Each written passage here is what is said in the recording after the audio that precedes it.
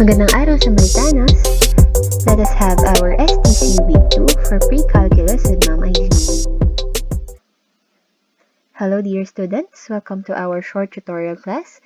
Let us wrap up your Week 2 study guide and let us talk about circles. In this week, we are learning about circles. What are the important terms of in this study guide or in this lesson? We have the word center, which has the coordinates of HK, and we have the radius, which symbolizes the small letter R. As you can see in our screen, we have a circle plotted in a Cartesian plane. Our center is the point C, which has the coordinates of HK, and we can see also a point P lying on the circle. So the distance between our center and the point P is what we call the radius. Now, we have the standard form of equation of the circle. We have quantity x minus h squared plus quantity y minus k squared is equal to r squared. Now, let's have more examples in order for you to fully understand the topic for this week. We have the sample problem number 1. Given an equation of x squared plus y squared minus 14x plus 2y is equal to negative 14, find the center and radius of the circle, then graph. So let us have our solution. We have the given equation of x squared plus y squared minus 14x plus 2y is equal to negative 14. And now, ayusin muna natin siya. Pagtabi-tabihin natin yung may mga variable na x at yung may variable na y. And then, stay lang yung ating term without coefficient or without the variable sa ating right side. So, we have x squared minus 14x plus y squared plus 2y is equal to negative 14. Alright. Sa part na to, ang gagawin natin ay yung natutunan ninyo noong junior high school na completing the square. So, since we have the standard form of equation ng circle na nakita naman natin na lahat yon ay naka-squared, so kailangan natin na gawin din yung na ganun yung ating equation. So, now, we have this. Kung nakikita nyo, nagkaroon ng mga parentheses at nagkaroon ng spaces. So, ito kasi yung first step natin para ma-complete natin yung ating completing the square. So, now, pinagtabi na natin yung mga may variable x at naka-quantity na siya. And then, meron din tayong variable na may variable y at naka-quantity na rin siya. Alright. So, our next step, alright, may nakita na tayo dito, plus 49. Bakit po? Paano natin siyang nakuha? Punta muna tayo sa may variable na x. So, x squared minus 14x. Pero, hindi pa kasi siya kumpleto. Kailangan nating makumpleto ito dahil kailangan natin ng completing the square. So, bakit naging 49? It is because of the second term, 14x, negative 14x. So, para ma-complete the square natin siya, we have to divide this numerical coefficient, negative 14, into 2, and then square the answer. Alright, so negative 14 divided by 2, we will be having 7. Negative 7. And then when we square the negative 7, we will arrive in positive 49. So, bakit nagkaroon tayo ng plus 49 sa left, tapos meron din sa right? It is because of kapag inilip, hindi natin pwedeng baguhin yung equation. So, kapag nag-plus ka sa left side, you also have to plus it in the right side para maging balance pa rin siya. Alright, so kung nagets na natin, tuloy natin. Now, let's go naman sa ating variable y. So, okay na tayo sa variable x. So, doon naman tayo sa variable y. Bakit naman naging plus 1? It is because of the numerical coefficient again in the second term or in the middle term of our equation sa ating y. So, we have positive 2. So, positive 2 divided by 2, we will be having positive 1. And then, when we square the positive 1, we also get the positive 1. So, gaya kanina, pag nag-plus tayo sa kaliwa, magpa-plus din tayo sa kanan. So, kaya nakita natin na may plus 1 sa ating y, and then may plus 1 ulit dun sa ating right side. Okay, so simplifying this, we will be having x squared minus 14x plus 49 plus quantity y squared plus 2y plus 1 equals, so naging 36 na siya because of negative 14 plus 49 plus 1 is equal to 36. So, iayas na natin siya. So, now, by factoring, kuhanin na natin. So, makukuha na natin dito is x minus 7, quantity x minus 7 squared plus quantity y plus 1 squared is equal to 6 squared. So, paano natin siyang nakuha? So, x minus 7 multiplied by x minus 7, we will be getting this term, the x squared minus 14x plus 49. So, kung natatandaan nyo, yung ating FOIL method or the squaring of polynomials, ito yung makukuha natin. Bakit siya naging negative 7? Because of negative yung ating middle term. Since this is perfect square, kukuhanin lang natin yung sign ng ating nasa middle term and then i-square root natin yung ating third term or yung final term natin for this equation, which is the 49. So, ano ba yung square root ng 49? It is 7. Alright? So, dun naman tayo sa y plus 1. We have this positive because of the positive sign of the second term ng ating may variable na y, which is positive 2y. And then, square root natin yung nasa third term natin, which is 1. And then, makukuha rin natin is 1. And then, sa ating right side naman, bakit siya naging 6 squared? Because of, kinuha natin yung square root ng 36. And then, we will arrive in 6 squared. Okay. So, kung natatandaan natin, meron tayong given standard form of equation ng circle na quantity x minus h squared plus quantity y minus k squared is equal to r squared. And we are required to get the center of the equation of the circle and then the radius. So now, nakikita naman na natin na yung ating h ay 7 and then yung ating k is negative 1. So, we will arrive in our center which is 7, negative 1. Bakit naman siya naging positive 7 tapos negative 1? It is because of same sign na sila. Kung makikita natin yung x minus h and then yung x minus 7, same sign na sila. So, kukuhanin na lang natin yung value ng 7 ng h, which is 7.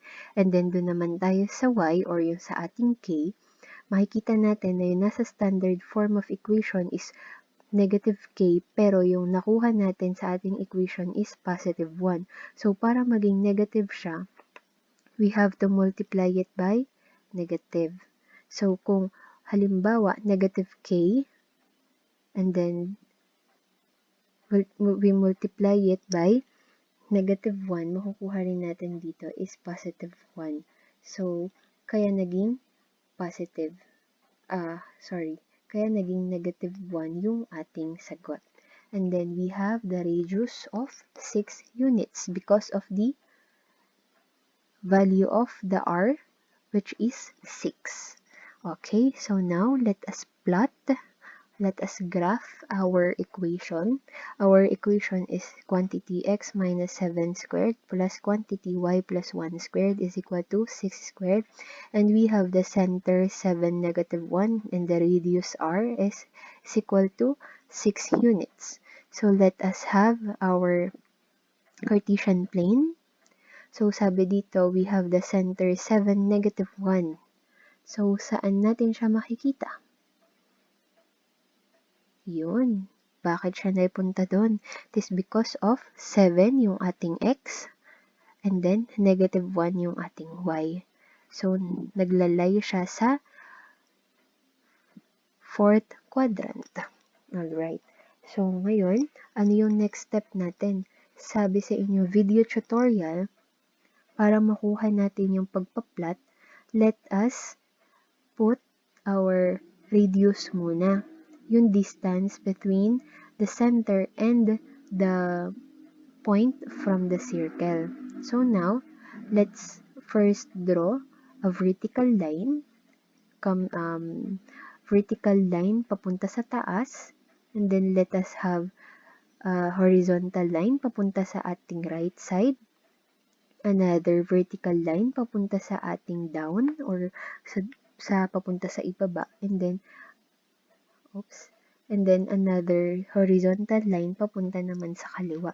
And then makikita natin itong lines na to, ito na yung ating radius. So that is 6 units. Okay? So now, ang gawin natin ay mag-connect the dots na tayo. So, kung hindi naman natin nakikita yung dots, which is, ang gawin na lang natin, i-connect na natin para makagawa na tayo ng circle, yung mga dulo ng mga linya natin. Alright, so ayun, nakapaggawa na tayo ng ating circle. So, ito na yung magiging graph natin.